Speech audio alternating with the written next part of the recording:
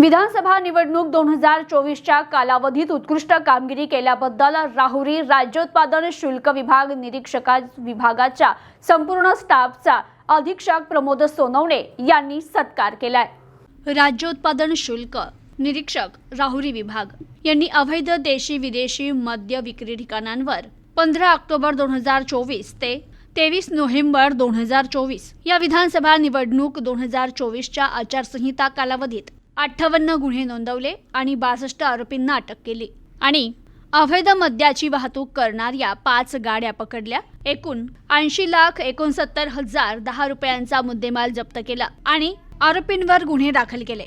तर ही कारवाई प्रसाद सुर्वे सह आयुक्त महाराष्ट्र राज्य मुंबई, सागर थोमकर विभागीय उपायुक्त राज्य उत्पादन शुल्क पुणे विभाग पुणे, प्रमोद सोनवणे अधीक्षक राज्य उत्पादन शुल्क नगर, प्रवीण कुमार तेली उपाधीक्षक राज्य उत्पादन शुल्क विभाग नगर यांच्या मार्गदर्शनाखाली CS रासकर निरीक्षक राहुरी विभाग, दुय्यम निरीक्षक SS पाटील, MB साळवे सहाय्यक दुय्यम निरीक्षक SB विधाटे, सर्वश्री जवान निलेश युरा, सचिन गुंजाळ, दिलीप पवार, जिया पठाण, अंकुश कांबळे यांनी सहभाग घेतला।